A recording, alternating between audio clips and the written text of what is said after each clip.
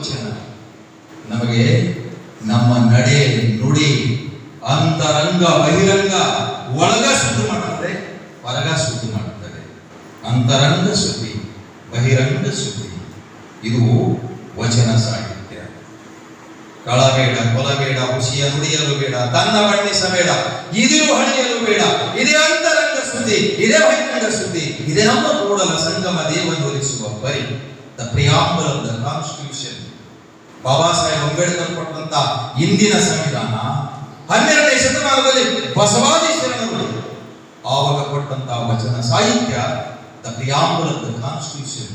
ಇವತ್ತಿಗೂ ನಮ್ಮ ಸಂವಿಧಾನದ ಪೀಠಿಕೆಯಲ್ಲಿ ಮೂಲಭೂತ ಹಕ್ಕುಗಳು, ನಾಮ ನಿರ್ದೇಶಕ ತತ್ವಗಳು, ಏನೇನು ಕಾಲಂಗಳವ ಪೀಠಿಕೆಯಲ್ಲಿ ಏನೇನು ಹೇಳ್ತಾರೆ, ಭಾತೃತ್ವ, ಈಕ್ವಾಲಿಟಿ, ಫೆಟಾಲಿಟಿ, ಪ್ರಜಾಪ್ರಭುತ್ವ, ಸಮಾನತೆ, ಇವೆಲ್ಲ ಕೊಟ್ಟಂಥದ್ದು 12ನೇ ಶತಮಾನದಲ್ಲಿ.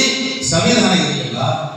ಆದರೆ ಸಂವಿಧಾನದ ಇಲ್ಲದ ಸಂದರ್ಭದಲ್ಲಿ, ಆ ಸಂದರ್ಭದಲ್ಲಿ ಪ್ರಜಾಪ್ರಭುತ್ವನ ಕೊಟ್ಟಂಥವ್ರು ಅನುಭವ ಮಂಟಪದ the first parliament in world, that is Kannada ಭೂಮಿ, ಬಸವ ಕಲ್ಯಾಣ, ದಟ್ ಈಸ್ ಪಾರ್ಲಿಮೆಂಟ್, ಅನುಭವ ಮಂಟಪ, the very important political field.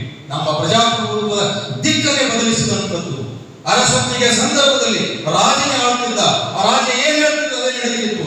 ಆ ಅರಸೊತ್ತಿಗೆ ಸಂದರ್ಭದಲ್ಲಿ ಬಸವಣ್ಣನವರ ನೇತೃತ್ವದಲ್ಲಿ ದ ಫೈನಾನ್ಸ್ ಮಿನಿಸ್ಟರ್ ಬಸವಣ್ಣ, ವಿತ್ತ ಸಚಿವ, ಆರ್ಥಿಕ ಸಚಿವ, ಆರ್ಥಿಕ ತಜ್ಞ, ಪ್ರೈಮ್ ಮಿನಿಸ್ಟರ್ ಆಫ್ ಕಲ್ಯಾಣ ಬಸವಣ್ಣ.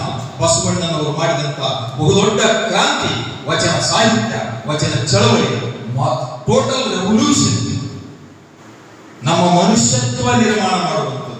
ಮನುಷ್ಯತ್ವ ನಿರ್ಮಾಣ ಮಾಡುವುದು ಏನು? ಎಲ್ಲರೂ ಏನು ಬಂದರೆ ಹೊದಳವಿದ್ದರೆ ನಿಮ್ಮ ಮೈ ಸಿರಿ ಹಾರಿ ಹೋಗುವುದೇ, ಉಳ್ಳರೆಂದರೆ ನೆಲ ಕುಳಿಯುವುದೇ, ಒಡವೆ ನುಡಿದರೆ ಸಿರಪಟ್ಟೆ ಹೊಡೆಯುವುದೇ. ಇದು ಕಲಿಸಿಕೊಟ್ಟಂತವರು ಬಸವಾದಿ ಶರಣರು. ಬರೆಪ ಕೂಡ್ರಿ ಅಂದ್ರೆ ನೆಲ ಕೆಳಗೆ ಬೀಳಲ್ಲ, ಬರೆಯಬೇಕು.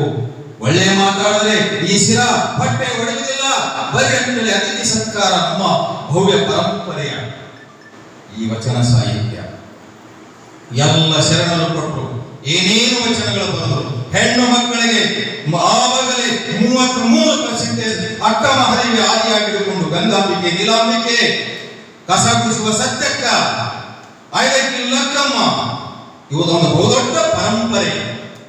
ಆ ಅನುಭವ ಮಂಟಪದಲ್ಲಿ ಒಬ್ಬ ಮಹಿಳೆ ಸ್ವತಂತ್ರವಾಗಿ ಮಾತನಾಡುವಂತ the freedom of the speech ಅದು ಕೊಟ್ಟಂತವರು ನಮ್ಮ ಬಸವಾದಿ ಶರಣರು.